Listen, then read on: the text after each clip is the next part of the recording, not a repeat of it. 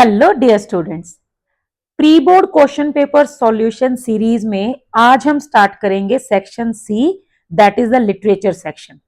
ठीक है। इससे पहले जो मैंने वीडियोस अपलोड की थी उसमें मैंने आपको राइटिंग एंड ग्रामर सेक्शन जो है वो कंप्लीट करवा दिया है, जिसमें हमने 2 एनालिटिकल पैराग्राफ, 2 लेटर और ग्रामर वाला जो क्वेश्चन है वो सॉल्व किया है विद द एक्सप्लेनेशन ऑल्सो कि जो आंसर है वो लिखना कैसे है, क्या क्या चीजों का ध्यान रखना है। Everything has been covered. ठीक है। आज हम स्टार्ट कर रहे हैं सेक्शन सी जो कि हमारा लिटरेचर पार्ट है और उसमें हम क्वेश्चन करेंगे नंबर 6 जो कि होता है आपके चैप्टर्स में से। और क्वेश्चन क्या होता है, read the given extract and answer any one of the 2 questions given below. मतलब ये आपका एक्सट्रैक्ट बेस्ड क्वेश्चन होता है। ठीक है। एक्सट्रैक्ट बेस्ड भी आपको 2 क्वेश्चन आते हैं, एक आता है चैप्टर्स में से, मतलब जो आपकी प्रोज और सप्लीमेंट्री बुक है उसमें से, और एक आता है पोइट्री सेक्शन में से। ठीक है, पोम्स जो आपकी पोएम्स हैं उनमें से। तो आज जो है हम 6 का ए पार्ट करेंगे और इसमें इंटरनल चॉइस आपको मिलेगी, दोनों में से आपको कोई ए करना होगा, 6A और 6B। और कल की जो वीडियो होगी नेक्स्ट उसमें हम ये 7th क्वेश्चन सॉल्व करेंगे, उसका ए और बी पार्ट। ठीक है। अब आप ध्यान से अगर देखोगे तो बहुत इजी होता है और ये स्कोरिंग भी होता है। तो आई होप आपको इस वीडियो से काफी हद तक समझ आ जाएगा कि एक्सट्रैक्ट बेस्ड क्वेश्चन जो है वो कैसे सॉल्व करते हैं। ठीक है, तो चलिए स्टार्ट करते हैं क्वेश्चन। सबसे पहले हमें जो एक्सट्रैक्ट है वो ध्यान से रीड करना है। सो यहां पर एक्सट्रैक्ट क्या है, so in order not to shake the writer's faith in God the post master came up with an idea. आपको फर्स्ट सेंटेंस से ही आइडिया लग गया होगा कि ये कौन से चैप्टर में से है, ये है अ लेटर टू गॉड में से। ठीक है, तो आधी तो पिक्चर आपके दिमाग में वैसे ही बन जानी चाहिए क्योंकि चैप्टर आपने पढ़ा हुआ है। So he came up with an idea answer the letter. मतलब यहां पर किस चीज की बात हो रही है, जब पोस्ट मास्टर वो लेटर देखता है लैंचो का तो वो डिसाइड करता है कि मैं इसका आंसर करूंगा, इसका रिप्लाई दूंगा। But when he open it, लेकिन जब उसने लेटर ओपन किया, it was evident that to answer it he needed something more than goodwill, ink and paper.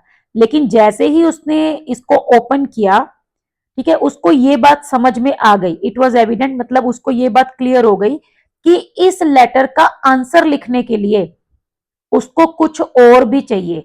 मतलब गुडविल, इंक और पेपर, इन 3 चीजों के अलावा कुछ और चाहिए। He needed something more. ठीक है, apart from that goodwill, ink and paper. Ink और पेपर तो देखो लेटर लिखने के लिए चाहिए ही, पेन और एक पेपर। इसके साथ में उसकी गुडविल है क्योंकि वो एक अननोन बंदे के लेटर का रिप्लाई करना चाहता है, ठीक है, उसकी हेल्प करना चाहता है। लेकिन जब उसने लेटर ओपन किया तो उसको पता चला कि इन 3 चीजों के अलावा कुछ और भी चाहिए, और वो क्या था, क्योंकि लैंचो ने 100 पीसोस की डिमांड की हुई थी। अब लेकिन जैसे ही उसको पता चला कि भाई मनी भी देनी पड़ेगी, but he stuck to his resolution. लेकिन जो उसके दिमाग में आइडिया आया था वो उस पर स्टक रहा, डोला नहीं बिल्कुल भी, मतलब घबराया नहीं। He asked for money from his employees. उसने अपने एम्प्लॉयज से बात की, उनको बोला कि हम कुछ पैसे इकट्ठे करेंगे। He himself gave a part of his salary. उसने अपने सैलरी का भी एक पार्ट दिया। And several friends of his were obliged to give something for an act of charity. और उसके कुछ फ्रेंड्स ने भी कुछ पेमेंट दी, मतलब कुछ में कॉन्ट्रीब्यूशन दिया और दान समझकर। ठीक है, for an act of charity मतलब एक दान समझकर। It was impossible for him to gather together the 100 pesos. लेकिन इतना सब कुछ करने के बाद भी उसके लिए ये पॉसिबल नहीं था कि वो 100 पीसोस कलेक्ट कर सकता। लेकिन फिर भी चलो उसने कितना कलेक्ट किया, he was able to send the farmer only a little more than half. Little more than half that means की 70 पीसोस है ना। मोर देन हाफ, 100 का हाफ हो गया 50, और 50 से मोर थोड़ा सा मोर मतलब 70। He put the money in an envelope. अब उसने उसको एक लिफाफे में डाला। एड्रेस टू लेंचो, लेंचो का एड्रेस लिखा। And with it a letter containing, उसके साथ एक मतलब एक लेटर लिख दिया, ओनली अ सिंगल वर्ड, जिस लेटर के अंदर सिर्फ एक सिंगल वर्ड था, एज अ सिग्नेचर गॉड। मतलब उसने लेटर राइटिंग अगर हम बात करें तो सिर्फ उसने रिसीवर का एड्रेस लिखा और सिग्नेचर लिखा गॉड, बाकी कुछ नहीं लिखा। ठीक है, अब ये हमारा पैराग्राफ था। अब इसके बेसिस पे कुछ आंसर्स हैं। अगर आप क्वेश्चंस ध्यान से रीड करोगे तो आपको बिल्कुल आंसर्स पता चलेंगे, लेकिन आप लोग क्या करते हो, एग्जाम के टाइम पे ध्यान से रीड नहीं करते हो और जस्ट ऐसे ही आंसर लिखने की कोशिश करते हो, जिसकी वजह से हमारे मार्क्स जो है वो कम हो जाते हैं। अब देखो फर्स्ट क्वेश्चन क्या है, what motivated the post master to collect funds, मतलब ऐसी क्या चीज थी जिसको पोस्ट मास्टर ने मोटिवेट किया फंड्स कलेक्ट करने के लिए and send them to Lencho as detailed in the passage. जैसे कि पैसेज में पता चल रहा है उसने मतलब क्या सोचकर ये डिसीजन लिया था कि वो लेंचो को पैसे भेजेगा। अब इसके चार ऑप्शंस हैं। फर्स्ट है to exhibit his own magnanimity, ठीक है, मतलब अपने आप को थोड़ा बड़ा दिखाने के लिए। To evaluate his colleagues inclination towards charity, अपने कुलीग्स का ये चेक करने के लिए कि वो दान देने में कितने इंटरेस्टेड हैं। इंक्लाइनेशन होता है मतलब झुकाव।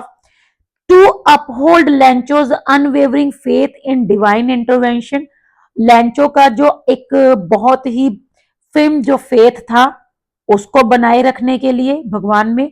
And to express empathy for Lencho's predicament, मतलब लैंचो की जो बुरी हालत थी, डिफिकल्ट प्रॉब्लम थी उसकी जो, उसके लिए एम्पथी दिखाने के लिए। तो आप देखोगे उसने ये क्यों लिया था डिसीजन, ताकि उसका विश्वास ना टूटे, ठीक है, लैंचो का जो भगवान में विश्वास है वो बना रहे, तो इसीलिए उसने ये किया था। तो इसका जो करेक्ट आंसर है वो क्या है, सी, टू अपहोल्ड, बनाए रखना, लैंचोज अनवेवरिंग फेथ, लैंचो का जो अनवेवरिंग फेथ था मतलब इतना जो पक्का विश्वास था, इन डिवाइन इंटरवेंशन मतलब गॉड में। तो ये इसका आंसर है करेक्ट सी। अब ये तो था 1 मार्क का क्वेश्चन।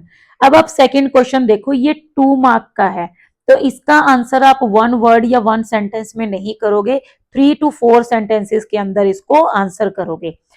और क्वेश्चन क्या है, इलेबोरेट ऑन द स्टेटमेंट, इस स्टेटमेंट को हमें थोड़ा इलेबोरेट करना है, इसके बारे में बताना है कि इससे हमें क्या पता चल रहा है। He put the money in an envelope addressed to Lancho and with that letter containing only a single word as signature God, कि जो पोस्ट मास्टर था उसने जो पैसे कलेक्ट किए थे वो डाले लिफाफे में और एक लेटर जिसमें सिग्नेचर करके गॉड भेज दिया। अब इस स्टेटमेंट से हमें क्या पता चलता है, तो आपको इसके अंदर ये बताना है कि with the help of this statement, okay, we come to know or it is clear that the postmaster was a very kind hearted person. He wanted to help Lancho by sending him money, and he, apart from that, he did not want to reveal his identity also. He just wanted to convey that God has sent this money for Lancho, ठीक है, तो ये आपको बताना है। Next आ गया question, which word would correctly substitute evident in the given sentence. यहां पर ये जो एविडेंट वर्ड है इसकी जगह पे हमें कोई और वर्ड जो है वो लिखना है। So but when he opened it, it was evident that to answer he needed something more than goodwill ink and paper. So it was evident का मतलब है कि ये बिल्कुल क्लियर था, सो इट वाज क्लियर, ठीक है, तो एविडेंट की जगह पे हम वर्ड लिख सकते हैं क्लियर, और इट वॉज श्योर या थोड़ा कोई और इससे मिलता जुलता वर्ड भी लिख सकते हो। नेक्स्ट क्वेश्चन है, fill in the blank with the correct word from the bracket, ठीक है, यहाँ पर 2 वर्ड्स है, इनमें से हमें करेक्ट वर्ड चूज करना है, बहुत ईजी है, 1 मार्क का है, तो इसमें आप सिंगल सिंगल वर्ड में आंसर कर सकते हो। The post master's willingness to contribute his own salary, जो उसने अपनी सैलरी का पार्ट दिया था, डेमोन्स्ट्रेट अ सेंस ऑफ, इससे क्या शो होता है, सेल्फलेसनेस या रिलक्टेंस।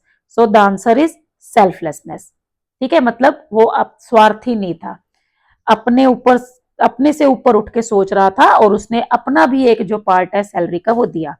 अब इसका जो बी पार्ट है ये आपका है मैम लॉयजल, यहीं से आपको पता चलना चाहिए कि ये आपके द नेकलेस चैप्टर में से है, ठीक है।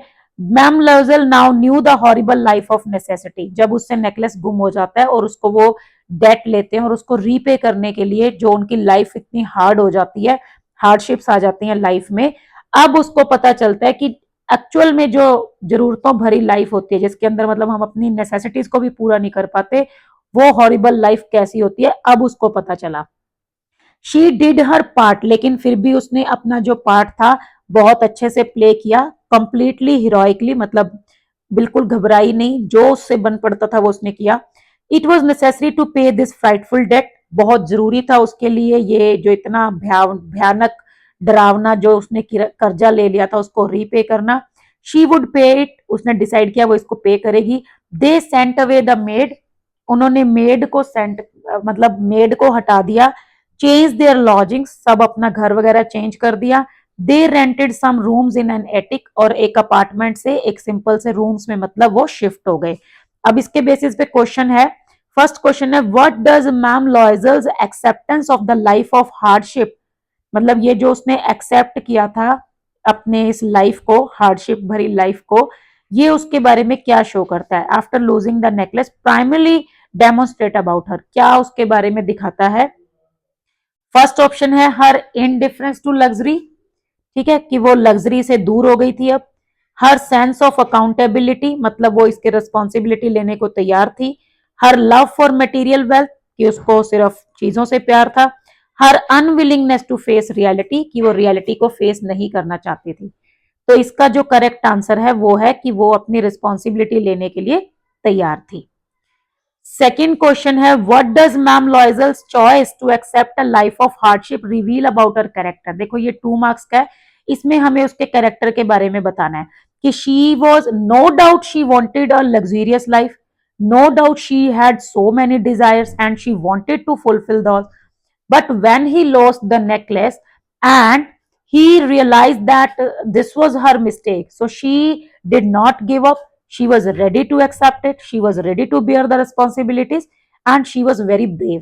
ठीक है, तो ये सब कुछ आपको जो है इसमें लिखना है कि उसकी जो मतलब कैरेक्टर था वो किस टाइप का था, कि वो काफी डिटरमाइंड थी। ठीक है, मतलब वो घबराई नहीं, उसने अच्छे से अपना जो काम है वो कंप्लीट किया। थर्ड क्वेश्चन है फिल इन द ब्लैंक है, 2 वर्ड आपको दिए गए हैं। Ma'am Loisel's decision to repay the debt after losing the necklace shows her, ये उसका क्या शो करता है, डिटर्मिनेशन, और डिटर्मिनेशन के लिए ये जो वर्ड है ये है परसिवरेंस। ठीक है, इनडिफरेंस होता है किसी चीज के साथ इनडिफरेंट हो जाना, मतलब बिल्कुल अलग हो जाना, कट ऑफ हो जाना। लास्ट क्वेश्चन है हमारा which word would correctly substitute frightful, frightful word को हमें रिप्लेस करना है दूसरे वर्ड के साथ। इट वॉज नेसेसरी टू पे दिस फ्राइटफुल डेट, फ्राइटफुल मतलब डरावना। अब देखो आप हॉरर मूवीज देखते हो तो दैट मीन्स की हॉरिबल। ठीक है, तो सिंपल सा वर्ड है, हॉरिबल वर्ड जो है वो इसको रिप्लेस कर सकता है। इसके अलावा कोई और आप हॉरिबल का ही कोई सिनोनिम जो है वो भी लिख सकते हो, जैसे ड्रेडफुल। ठीक है, ऐसे करके। तो आज की वीडियो में बस हम इतना ही करेंगे। क्वेश्चन नंबर 6 हमने किया, बहुत अच्छे से आप इसको प्रैक्टिस कीजिए, सॉल्व कीजिए, आराम से आप इस क्वेश्चन में 5 आउट ऑफ 5 मार्क्स ले सकते हो। कल जब हम नेक्स्ट वीडियो में मिलेंगे तो हम ये क्वेश्चन नंबर 7 करेंगे। तो आज के लिए बस इतना ही, मिलते हैं नेक्स्ट वीडियो में। Thank you, bye bye.